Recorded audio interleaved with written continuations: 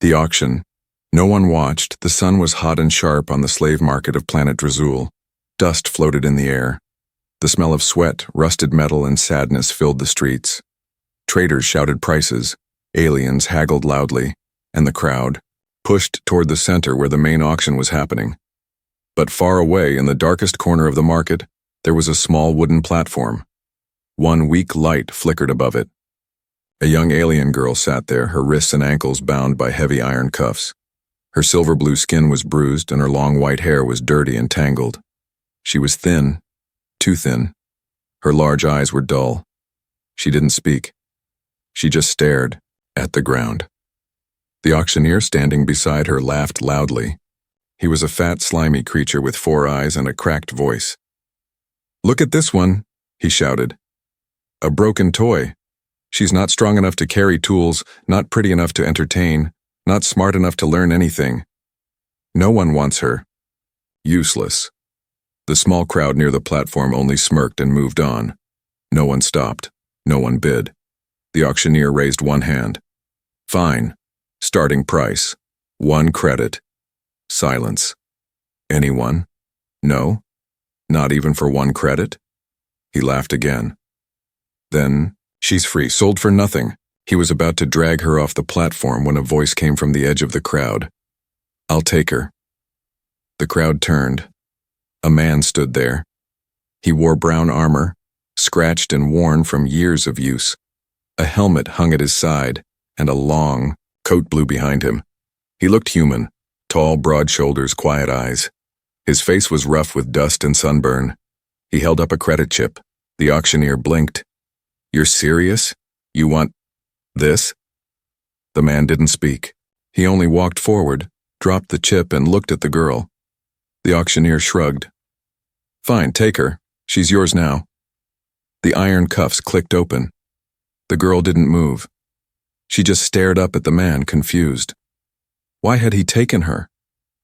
"Come," the man said quietly. The girl stood slowly. Her legs shook. She expected to be whipped, ordered, or dragged, but the man only turned and walked. She followed, limping behind. They walked through the busy streets of Drazul. The man didn't speak much. He bought a simple cloak and handed it to her. "Cover yourself," he said. "Too many eyes here." She nodded, still silent. Finally, they stopped at a small vehicle parked outside the market. It looked old, but strong. The man helped her climb in. She sat quietly, her hands still shaking. As the vehicle started moving across the desert, the girl finally asked, her voice low and dry, "Why did you buy me?" The man didn't answer at first. The desert wind howled outside. "You were sitting there like you didn't matter," he said at last, "but I saw something in your eyes." She blinked. "What did you see?" "A reason," he replied. "I don't know what yet, but something." The sun dipped lower as they drove across the sands. The girl leaned against the window. Her body hurt, but her heart felt something new. Not fear, not pain. Hope? She looked at the man again. He wasn't like the others. He hadn't even asked her name. Maybe because he didn't need one to care. In her life, she had been sold, used, and thrown away, but this time, she was bought for nothing, and somehow that meant everything. A name she never had. The sun had long set. The stars above the desert shone bright, like cold diamonds in a black sky. The wind outside the metal shelter whispered through the sand. Inside, it was quiet. Only the small crackling of the fire could be heard. She sat near it, wrapped in the cloak he gave her. She hadn't eaten this much in days.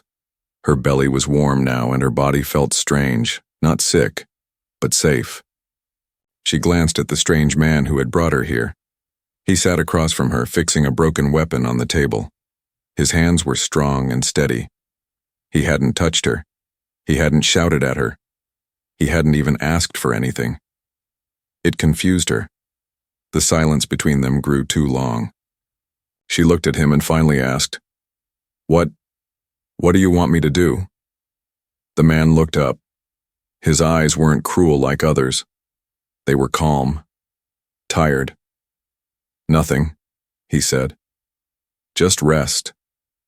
She didn't understand. "Aren't you going to use me? Make me work or sell me again?" He shook his head. "No." She hugged her knees. "But I'm a slave. That's all I've ever been." The man put down his tool and leaned back in the chair. For a moment he didn't speak. Then he asked quietly, "Do you have a name?" She paused. "A name?" "No. They just called me It.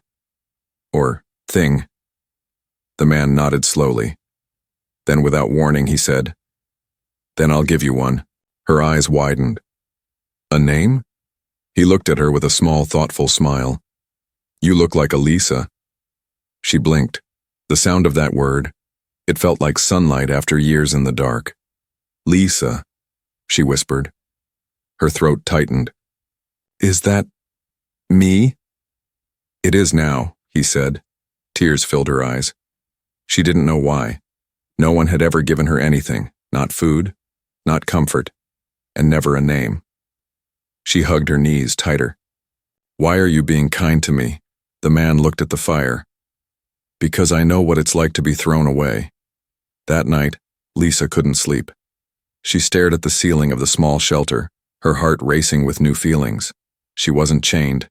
She wasn't cold. She wasn't nothing. She was someone. She had a name now, Lisa. She repeated it over and over in her head, like a secret song she didn't want to forget. The next morning, she woke to the smell of food.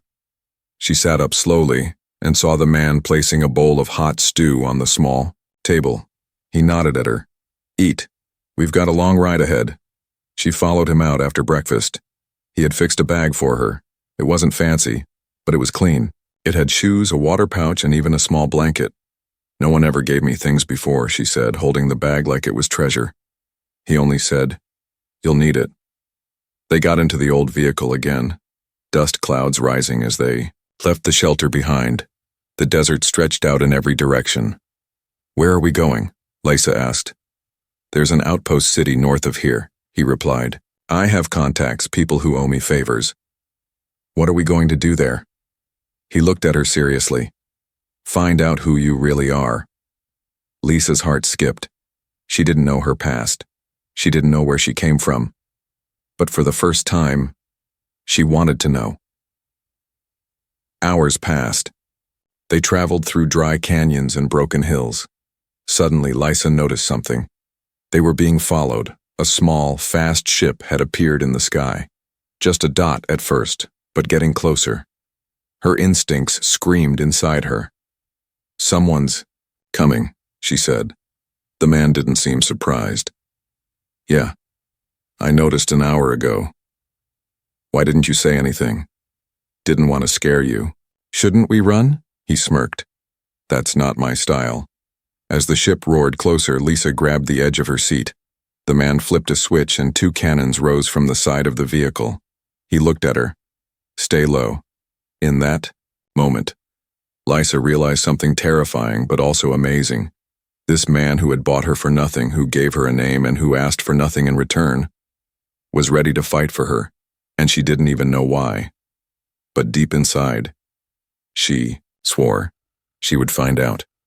And when she did, she would be more than just Lisa. She would be worthy.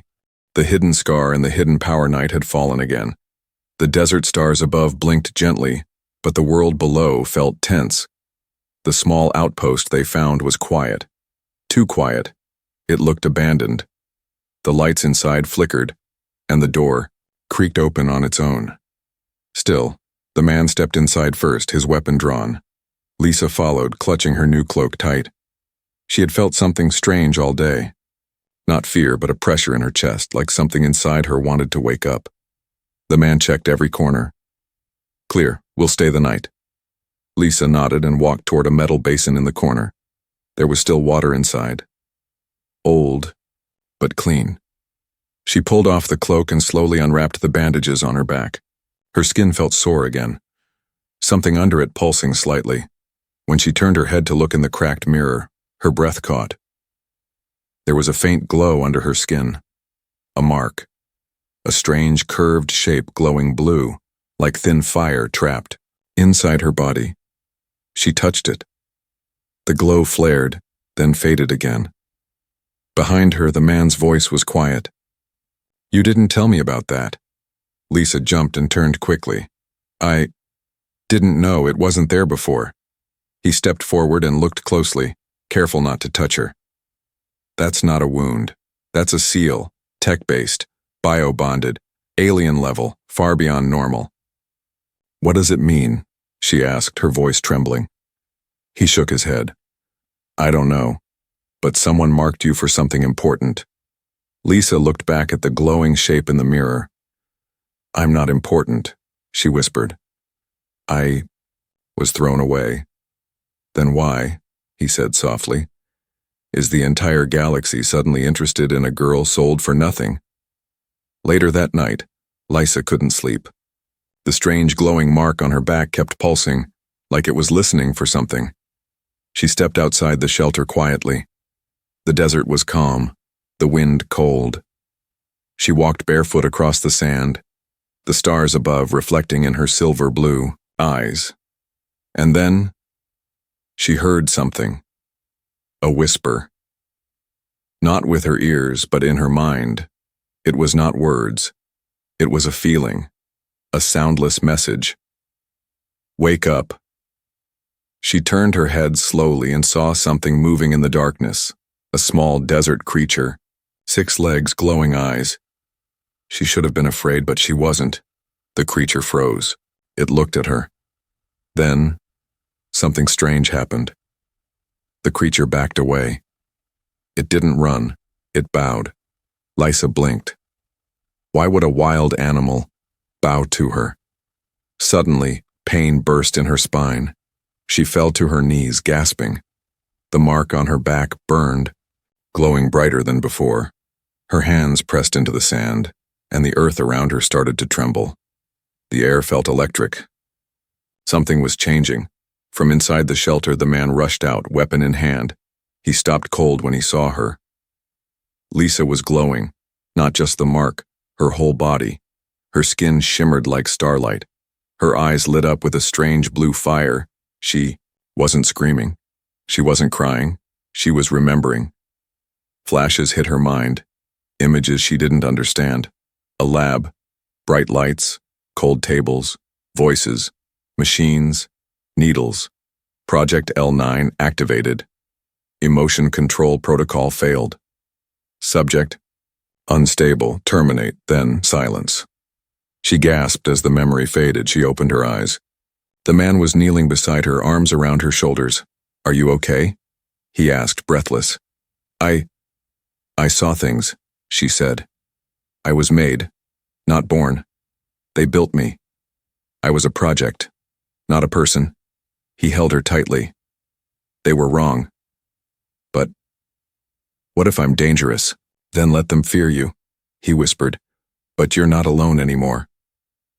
As they sat in the cold desert night, Lisa looked at her hands. The glowing had faded. But inside, something had changed forever. She was starting to remember who she was, or at least what they made her to be. But she was no longer theirs. She was Lisa. She had a name. She had someone who believed in her. And now, she had power. Hunted by her own kind, Lisa didn't sleep again after that night. The memories kept scratching at her mind. Voices, needles, metal rooms. But the worst part was not remembering who she really was. It was knowing that someone out there already knew. And now, they were looking for her. The man, Cale, she finally learned his name, had been quiet since. He drove the vehicle across endless desert, scanning the sky every few minutes. He spoke less now. His eyes stayed on the clouds. "What's wrong?" Lisa finally asked. He didn't look at her. "They're tracking you," she frowned. "The hunters?" "No," he said. "Something worse." They stopped near a dead forest made of black stone trees. The place was cold and quiet. No life, no movement. It looked like a graveyard. Cale used a small device to scan the area. This place is shielded. No signals can get in or out. We'll rest here. As Lisa stepped out of the vehicle, her head began to ache again. Not pain, pressure, like something was pushing against her thoughts. She sat by one of the stone trees. Her fingers ran across its strange surface, cold, smooth, burned long ago by something powerful. Suddenly she heard a sound, a voice, not from the outside, inside her mind. Unit L9, confirm survival, mission status, escaped, return to base. Obey protocol. Lisa's breath caught. She looked around. No one was speaking, no one was near. The voice spoke again. L9, you belong to us. You are ours. She grabbed her head and screamed. Kale rushed over, grabbing her shoulders. What is it? What's happening? They're speaking to me in my head. Who? I don't know, she cried. But they call me L9. Kale looked at her carefully. That's not your name anymore. Just then, the warning alarm on his device blared. He turned. They're here. Above them, clouds split open. A sleek black ship with no visible engines dropped silently into the sky. It had no markings, no flags. It looked like it didn't belong in this world. Lisa's body shook. I know that ship. 3 figures stepped out. They wore armor similar to hers. Same blue glow, same marks. But their eyes were empty, cold. Kale stepped in front of her. You don't want to do this, he warned. The lead figure tilted its head. That unit belongs to us. Surrender her. You will not be harmed. She's not a unit, Kale growled. She's a person. You'll have to go through me. So be it. The battle happened fast. The attackers moved like shadows. Fast and deadly. But Kale was ready. He fired from cover, dodging beams of blue light while pulling Lisa behind the trees. Run! He shouted. I'm not leaving you, she yelled back. Then one of the attackers appeared right in front of her. She turned, and without thinking, raised her hand. A shockwave burst from her palm. The soldier was thrown 20 feet back, smashing into a tree. Lisa gasped. What did I just do? You used your gift, Kale shouted, grinning despite the chaos. Told you they were afraid of you. The fight continued until Kale threw a small explosive device at the base of their ship. It exploded in a cloud of smoke and sparks. We need to leave now, he yelled. They ran toward the vehicle, lasers blasting around them. One beam hit Kale's arm. He stumbled, but Lisa caught him. She pulled him into the driver's seat and slammed the door. The vehicle roared to life. They sped off, leaving the hunters behind. Hours later, they stopped near a quiet cliff. Kale's arm was bleeding. Lisa wrapped it with cloth. You didn't have to fight them for me, she said softly. I didn't fight for you, he said, smiling. I fought with you. Lisa looked at the stars. They called me L9. They said I belonged to them. Kale shook his head. You don't belong to anyone. Not anymore. She placed her hand over the glowing mark on her back. If they created me, maybe I can destroy what they made. Kale raised an eyebrow. You're thinking of fighting back? She nodded slowly. Yes. But not just for me. He smiled. Then we'd better prepare. And just like that, Lisa was no longer running. She was ready to face what she was and become what they never expected, free. Her past was a lie. The wind outside screamed through the metal cracks of the ancient facility. It stood like a broken skeleton in the desert, half buried, half forgotten. The signs on the doors had no name, just numbers, just warnings. Property of Division 9, access denied, experimental site, terminated. Lisa stepped through the broken doorway slowly, her fingers trembling. Her back still ached from the glowing scar. The closer she got to this place, the more it burned, like it was alive, reacting to something hidden inside. Kale walked behind her, quiet but alert. His weapon was ready. The building was dark and cold, filled with broken machines and flickering lights. Old metal groaned under their boots. Every hallway smelled of chemicals, rust, and pain. Lisa touched the walls as they passed. Her heartbeat quickened. "I've been here before," she whispered. Cale looked at her. "You're sure?" She nodded. "I don't remember, but my body does." They reached a sealed chamber at the end of the hall. A large steel door stood locked with a broken scanner beside it. Lisa stared at it and then slowly reached her hand forward. The scanner blinked. Identity matched. L9. Access. Granted. The door slid open with a heavy hiss. Inside, dust danced. In the cold air, there were beds, cages, monitors, and on the wall, screens still running filled with files and logs. Lisa walked in. Her legs shook. The room felt like a grave filled with memories she didn't want. Cale followed behind her, scanning the logs. This place, they were building weapons. Biological ones. Lisa stood in front of a large tank. The glass was cracked, but inside, she saw something horrifying. A clone. Dead. Small. Cold. It looked just like her. Her knees gave out and she dropped to the floor. Cale rushed to her side. "Lisa." Tears filled her eyes. "I wasn't born. I wasn't a child. I'm just one of many." He helped her sit against the wall. "You survived. That makes you more than just a copy," he said. "You're the one who lived. That makes you real." She shook her head. "But they didn't even want me. I was a failed experiment. They made dozens like me, and threw us away when we didn't obey." Cale sat beside her. "Then why are they hunting you now?" She looked at him, and that's when the monitor behind them flickered. Log file. Termination order. Unit L9. Reason. Too emotional. Too human. Unstable. Could threaten control system. Lisa gasped. "That's why they threw me away. Not because I was weak, but because I was too human." Cale's face hardened. "You were more than they could control." She stared at the screen, a fire lighting in her eyes. "They were scared of me." In a corner of the lab, they found a holo recorder. When Cale activated it, a floating figure appeared. It was a cold-looking alien scientist. Log entry. 77. Subject L9 has shown empathy. It attempted to shield another clone from termination. This behavior is considered a flaw. Emotional connection between weapons is unacceptable. Lisa's breath caught. She remembered. A girl, smaller, crying. She had stood in front of her, shielding her from the electric rods. That was the memory. She had buried. Cale watched her silently. "You weren't a weapon. You were alive."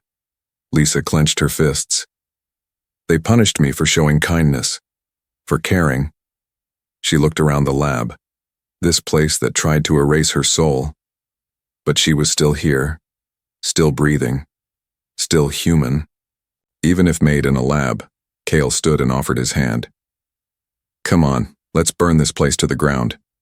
She smiled weakly and took his hand. "No," she said. "Let's leave it standing." He raised an eyebrow. "Why?" "Because one day," she said, her voice steady, "I'll bring the others here, others like me, and I'll show them they weren't mistakes." As they left the lab, the wind outside felt different. It didn't scream anymore. It whispered hope. Lisa wasn't broken. She wasn't worthless. She was made in a lie, but now she would live in truth. And the truth was this. They tried to erase her, but they had only awakened her instead. The man who refused to sell her. The city of Velshar Prime shone like a crown in the desert. Tall towers made of glass, glowing streets, floating vehicles humming through the sky. It was the kind of place where credits ruled everything, and silence could be bought with gold. Cale and Lisa walked through the lower levels of the city, hidden beneath cloaks. The air buzzed with tension. Cale's old contacts had promised him information, safe routes out of the system away from the hunters. But something felt wrong. Lisa had barely spoken since they left the lab. She was deep in thought, her mind spinning with everything she'd learned. She wasn't just some slave, she was an unwanted miracle, a mistake they couldn't control, a girl with power and a heart. Now the people who built her wanted her back. Inside a dark meeting room behind a dusty bar, they waited. A tall figure entered, a high-ranking alien merchant. His skin was silver, his voice soft like poison. 2 guards stood behind him. He looked at Kale and smiled. You've caused quite a storm. Everyone's talking about you. And her.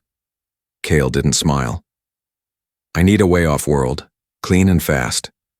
The merchant chuckled.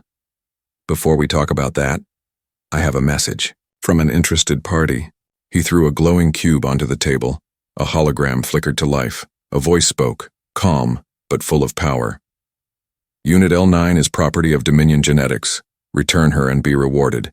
10 million credits, no questions asked. Lysa stiffened. The merchant leaned closer. You see, my friend, you can walk away from all this, just hand her over, no one has to get hurt. Kale leaned back in his chair.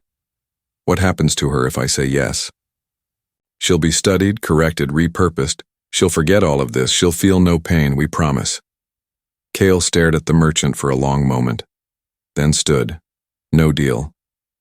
The merchant blinked. 10 million credits. That's more than your ship's worth. That's more than your life is worth. Kale looked him dead in the eyes. She's not for sale. The guard stepped forward. Weapons clicked. Kale's hand was already near his holster. Lysa stood up slowly, her voice calm. I'm not afraid of you anymore. One of the guards smirked. You should be. Lisa's eyes glowed faintly. The air around her shimmered. No, she said, you should be. The lights in the room flickered. The guards froze. The floor trembled. Then, just as quickly, it stopped. Kale put his hand on her shoulder. Let's go. They turned and walked out. No one tried to stop them. Outside, the sky was darker. A storm was forming over the city. They found a quiet rooftop. The wind blew strong, carrying the scent of rain. Lysa looked up at Kale. You could have taken the credits, lived like a king. He looked out across the lights. I've seen kings, they don't sleep well. She stepped closer. Why did you really save me? He didn't answer right away. Then he said, because once, a long time ago, someone saved me. I was worthless, alone, but they saw something in me, gave me a reason to live. He looked at her now. You remind me of that person. Tears filled her eyes. But I'm not like them. I'm not even real. You're real too. A ship rose into the sky in the distance. Kale nodded toward it. That's our ride. One last favor from an old friend. Lysa took a deep breath. What if they keep chasing me? Kale smiled. Then we keep running, together. She nodded. Okay. As they left the rooftop, neither of them noticed the shadow watching them from a nearby building. A dark figure whispered into a hidden device. Subject L9 is stronger than expected. The human refuses negotiation. Prepare strike team. Capture both. Alive.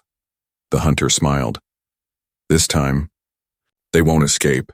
But Lysa was no longer the frightened girl in chains. She had power. She had a name. And more than anything, she had someone who refused to trade her away, even when the whole galaxy tried to buy her back. She rose and made the galaxy. Neil, the ship, flew silently through the stars, cutting across dark space like a knife through velvet.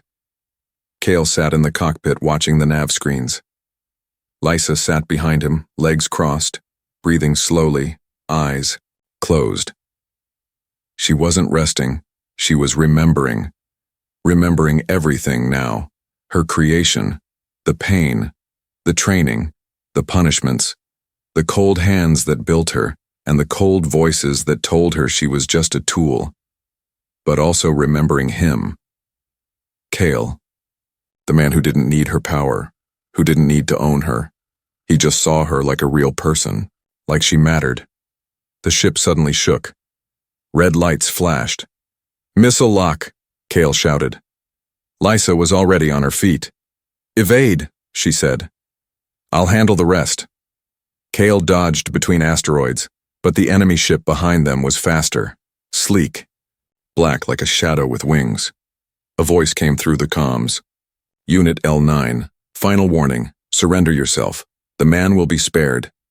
Lisa stepped forward and pressed the comm button. No, the enemy opened fire. Lisa didn't flinch. She raised her hands. A glow formed around them, blue, pure, bright, like a star. Her eyes turned the same color. She stepped to the front window and whispered, "Let me show you what your failed weapon can do." She placed her palms against the ship's wall, and the entire ship answered. Lights surged. Shields formed around them from nothing, pure energy. Missiles exploded mid-air before touching the hull. Kale stared. Lysa, how did you, I'm not just a weapon, she whispered. I'm the one thing they never planned for. The enemy ship tried to retreat, but Lisa reached out again. She felt the machine, its circuits, its reactor, its fear, and she shut it down with her mind. The enemy ship died in silence, floating lifelessly in space. Later they landed on a forgotten moon, Karav 4. It was silent, gray, cracked. Nothing but dust and time, but beneath the surface lay the place where it all began. Lisa's final memory had returned. The real lab. The core station. That's where they built her. That's where they planned to build thousands more. If it still functioned, others like her were trapped there, and she had to end it. Kale walked beside her in the underground tunnel. The silence was thick. I don't want you to face this alone, he said. She smiled faintly. You won't have to. I need you there. They reached the main gate. It scanned her. Lights blinked. Welcome back, L9. The doors opened. Inside was cold, white light. Machines hummed. Glass tubes lined the walls, some empty, some filled with liquid. And inside, floating children. Small, pale, with glowing marks like hers. A figure stepped out from the shadows. Tall, elegant, cold. The lead scientist. Dr. Velos. You've returned, he said, eyes narrowing. I thought the trash had been taken out years ago. Kale stepped forward, aiming his weapon. One more word, but Lisa raised her hand. I want to hear it. Velos smirked. You were our finest model, but you were too human. You failed to obey. That makes you dangerous. She stepped closer. You made me feel shame, pain, fear. But you know what I feel now? He didn't answer. She said, power and choice. The lights dimmed. The other scientists ran for safety. Alarms blared. Lisa turned to the tubes. How many more are like me? Velos sneered. Dozens. Hundreds. They'll be better than you.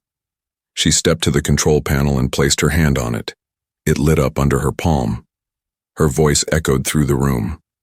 They won't be yours. Then, she shut down the entire system. Tubes opened. The children inside fell gently into autobeds. They breathed. Lisa turned to Kale. Get them out. I'll finish this. As Kale guided the children to the surface, Velos screamed, You'll doom the future. Lisa's eyes glowed. Again. No, I'm saving it. Then she placed both hands on the core reactor. She didn't destroy it with rage. She sang, not with words but with memory, emotion, pain, love. The song of someone who was once sold for nothing. The song of someone who was told she was broken. The song of someone who was free. The entire station cracked, groaned, and collapsed in blue fire. But she walked out of the smoke untouched. Weeks later, across the galaxy the news spread like wildfire. Mysterious lab destroyed. Slave clone sparks rebellion. Dominion genetics in collapse. They called her many names. The Ghost Girl. The failed weapon. The savior of Karav 4. But to one man, she was always just Lisa. On a quiet hill on a peaceful planet, she sat beside Kale, watching the sunset. Children played in the fields below. Some were like her, once trapped, now free. He looked at her. What now? She smiled. We teach them what I never had, that they matter. He nodded. And if someone comes again? She looked at the horizon. Her eyes glowed faintly. Then I'll stand again. She stood slowly, lifting her arms, feeling the wind. I was once sold for nothing, she whispered. But now the galaxy knows I was never worthless. The end.